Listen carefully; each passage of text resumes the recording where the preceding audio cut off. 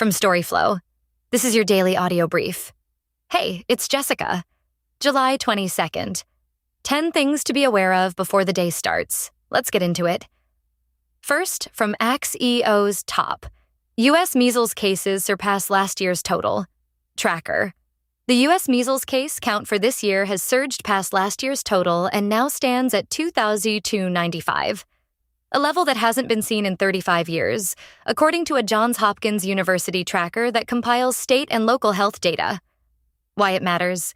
It's the latest sign that the virus is rebounding in areas with low vaccine coverage, threatening the United States' measles elimination status, which is due to be reviewed in November. The big picture. The majority of cases are in unvaccinated people. Next. Second, from CBS News. Hegseth says Iran war has cost $37.5 billion, but sources say total could be far more. Defense Secretary Pete Hegseth told lawmakers the Iran war has cost $37.5 billion. Sources told CBS News the total cost could be far higher, in part due to military construction for damaged U.S. bases. Up next. Third, from Bloomberg top. Breakthroughs for AI promise to slash energy needs. Temasek says, advances in artificial intelligence could dramatically alter the energy demands from a sector that's pressuring global electricity grids, according to Temasek Holdings Pines, Singapore's state-owned investor. And then, fourth, from Abortion Every Day. WTF is abortion pill reversal? July 4th marked the United States' 250th birthday. And while the White House opted to celebrate the occasion with an almost self-parodying carnival, 3 Congress members observed the occasion the right way, with the America 250 Reproductive Justice Resolution. Introduced by Reps. Next, fifth from Politibrawl. Scott Jennings takes wrecking ball to CNN Dems after anti-ICE firebomb attack. Scott Jennings tore CNN Democrats apart Monday night for blaming President Donald Trump for the politically motivated firebombing of an ICE building in New York City. This deranged anti-ICE leftist tries to blow up an ICE building in New York today, and that's Donald Trump's fault? Jennings said, mocking the Democrats' absurd position. Sponsored by Health Sciences Institute. What will you do on June 18th, 2027, when your Medicare card stops working? On that date, 2 unstoppable factors will converge to bring about the end of Medicare. Factor number 1 is the new Public Law 1/9/21. Up next, sixth, from The Contrarian, the TFTer Kristen Clark. Thank you for joining us for another episode of The Tea with April Ryan.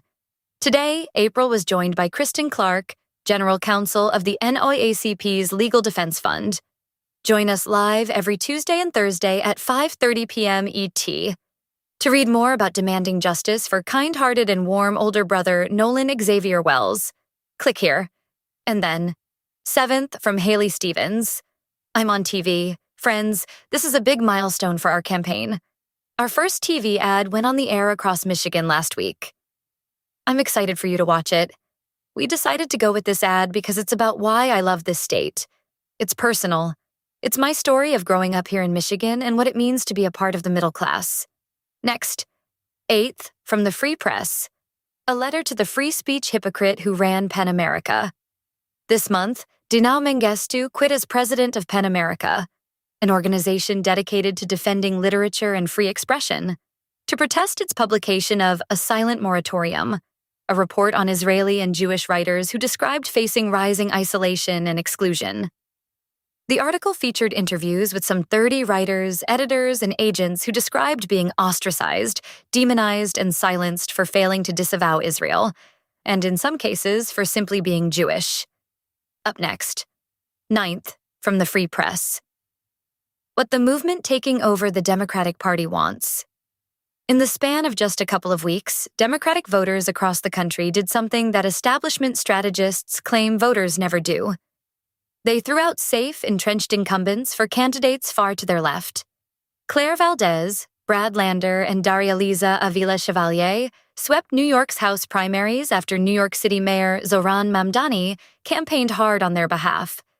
A week later in Colorado, Malat Quiros ousted a 15-term congresswoman. More races like these are coming. And then, 10th, from The Daily Beast. Rosie O'Donnell says this A-lister told her to lose 20 pounds.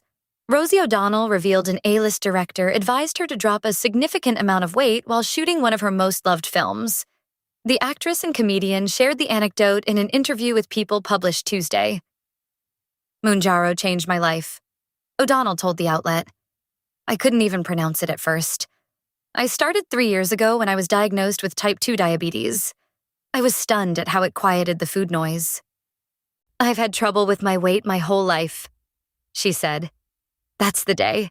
Back at the desk tomorrow. What to watch is in your subscribe link.